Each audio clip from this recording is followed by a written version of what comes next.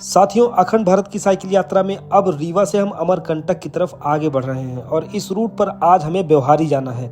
ये पहाड़ी रास्ते बड़ी ही शांति से भरे हुए और चारों ओर पेड़ों से घिरे हुए हैं और गिरी हुई पत्तियां बता रही हैं कि पेड़ों ने नए पत्ते लेने शुरू कर दिए हैं। इस सुनसान रास्ते पर मैं आगे बढ़ा।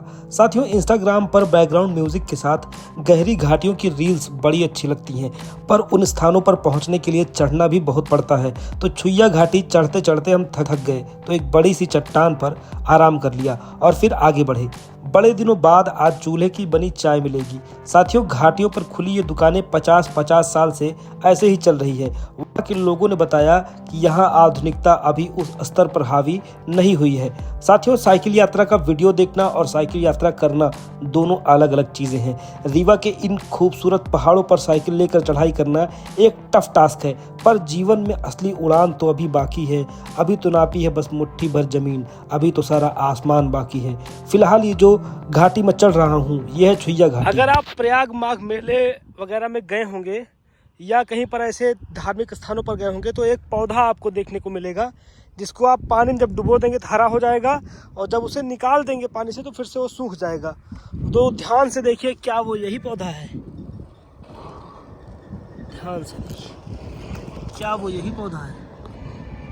जी हाँ, वो यही पौधा है। साथियों, लोग पूछते हैं कि क्या उद्देश्य है तुम्हारी इस यात्रा का, और मैं कोई गोल गोल बात घुमाकर करना नहीं चाहता। भारत मेरी माँ है और मैं अपनी माँ को ज्यादा प्यार करना चाहता हूँ।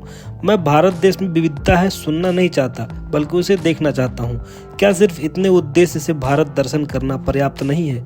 साथियों, ये दृश्य जैसे आपको दिख रहे हैं वैसे असल में नहीं है। ये तो 12 मेगापिक्सल के कैमरे की जितनी औकात है वो जितना दिखा पा रहा है दिखा रहा है।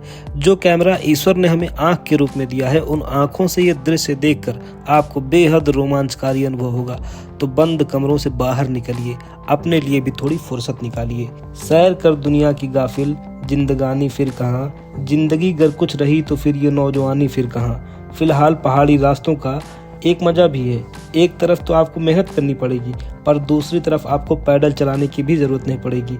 साइकिल खुद सरपट दौड़ेगी। खैर, अब आ गए हम व्यवहारी की सीमा के अंदर, जहाँ अब कुछ दूर सुंदर सुंदर गांव हैं और समतल रास्ते हैं। आगे बढ़े तो फिर पहाड़ियाँ शुरू हो गई। जिंदगी भी इन पहाड़ों जैसी है। चढ़ते वक्त ऊंचाई पर बहुत कष्ट होता है, पर एक बार चढ़ाई पूरी करने के बाद वहां से नीचे के नज़ारे बदल जाते हैं और रास्ते भी अति सुगम हो जाते हैं। खैर, आज व्यवहारी पहुंचते पहुंचते रात हो गई और जहां हमें पहुंचना था वहां हम नहीं पहुंच सके। रास्ते में पड़ता है बाणसागर, जहां मध्य प्रदेश का एक बहुत बड़ा बाणसागर डैम भी बना हुआ है। वहीं एक परिवार ने हमें रुकने की जगह दी और भोजन की व्यवस्था हो गई बिना निमंत्रण के एक विवाह समारोह में। हालांकि वहां के कुछ लोगों ने मुझे बुलाकर भोजन कराया, बिना पूछे मैंने भोजन नहीं किया।